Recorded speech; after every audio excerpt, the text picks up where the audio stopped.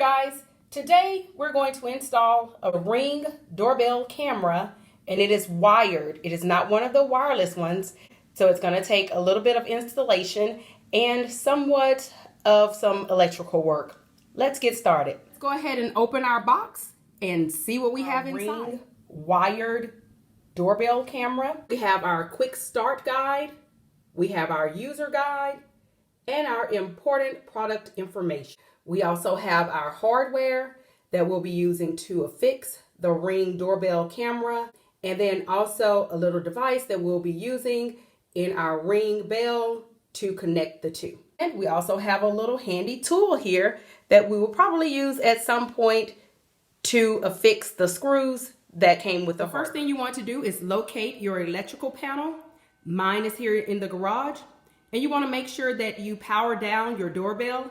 If you aren't familiar with which control is for your doorbell, then it would be my suggestion, which is what I plan to do, is go ahead and power down all. It is better safe than sizzling.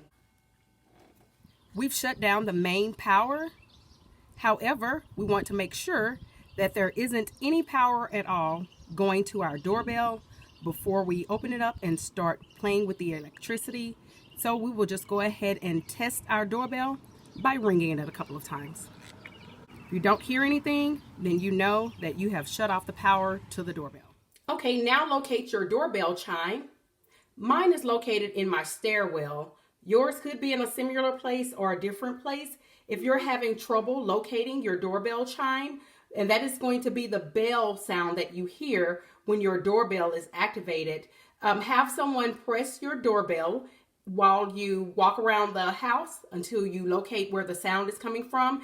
And it should be coming from a box similar to the one in this picture. And yes, of course, you want to do that before you shut your power. After you've located your doorbell chime, go ahead and remove the cover from the box, and you will see a set of wires there. On that maroon plate at the very top, above those two screws, there's some writing embedded in that plate that says rear, trans, and front. This will be significant here in just a second. Is take a screwdriver and remove the screw from the plate that says trans and front. Those are the only two that I have. If you have a rear screw, then do not remove the rear screw. Only remove the one that says trans and front. In my case, it's going to be both screws. I'm going to remove 1, 2. You don't have to remove the screws completely. You just need to make sure that you loosen them up enough where you can remove that wire or add another wire under the screw. If you can see, I have loosened this up just enough so that something can go under it. Do not remove the existing wires. You're going to take this little device that was in your kit, and this is called a jumper wire, and we're going to slide one end of the wire down behind the screw that says trans, and then we'll slide the other end of the wire behind the screw that says front. I have the jumper wire now affixed underneath the screw that says trans and under the other screw that says front, and my wires that were there are still intact. What we want to do at this point is go ahead and tighten the wires down. And to tighten the wires down, you will use your little screwdriver that you use to loosen it. Once you have your screws all tight and your jumper wire is in place, you want to go ahead and replace your cover so that you can remove your existing doorbell. And as you can see, mine has screws.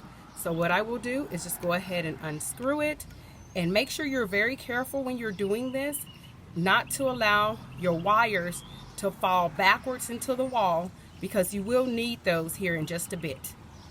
Now that we've removed the screws from our existing doorbell, we will go ahead and remove the faceplate from the wall.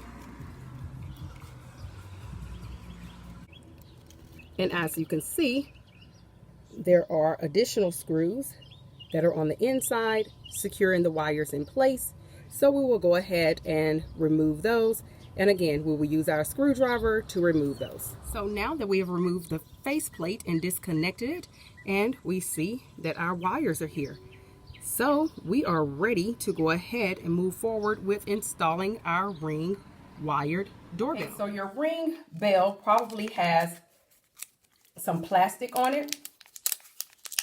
Go ahead and remove that from your Ring doorbell. So the next thing that you want to do is remove the faceplate from your Ring, and you will do so by pulling on the bottom, pulling down the bottom of the faceplate and pressing the glass. They will have you fooled that this is easy, but it will take a little bit of force for you to remove that plate. So, and then it comes up, as you can see it coming up, and then you just push it a little bit more until it releases. We use our Ring doorbell as a guide so that we can mark exactly where our new screws are going to be installed.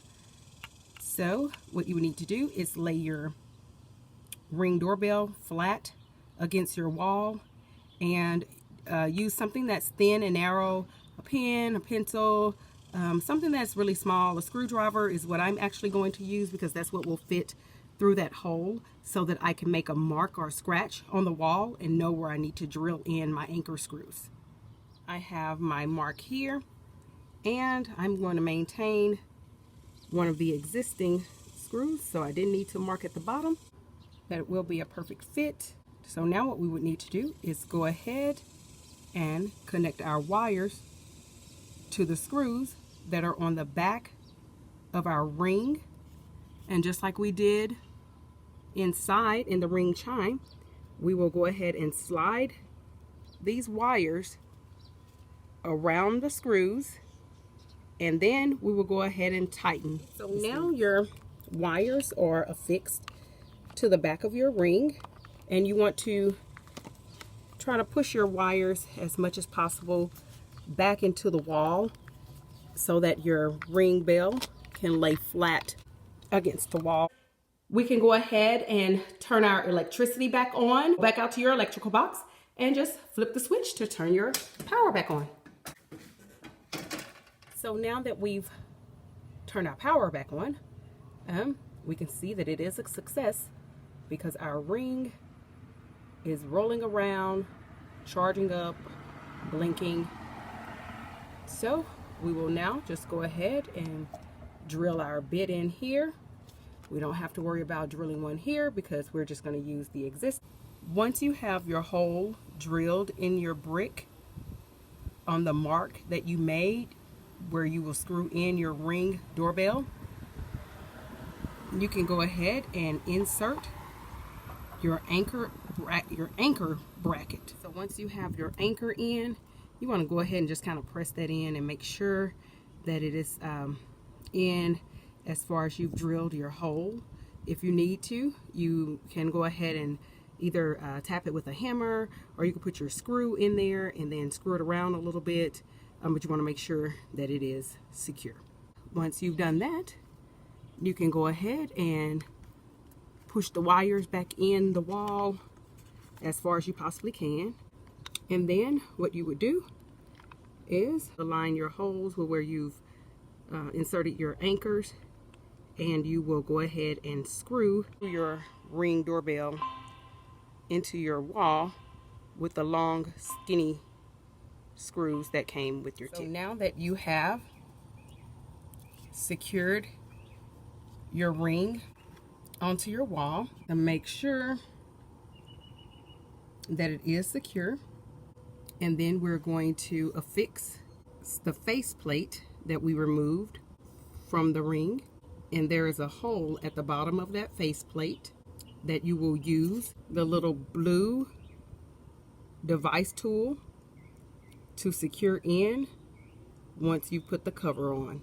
Now we have our cover over our Ring doorbell, and we will go ahead and screw in the screw right underneath here to make sure that we have the faceplate properly secured onto the Ring device. Now that you have the screw completely in, the Ring device is secure. You can download the Ring app from the Apple Store, or you can use the quick guide that came with the instructions and move forward with programming your Ring doorbell. And that's the end of it, guys. Thanks for watching, and good luck to you, and enjoy your Ring device.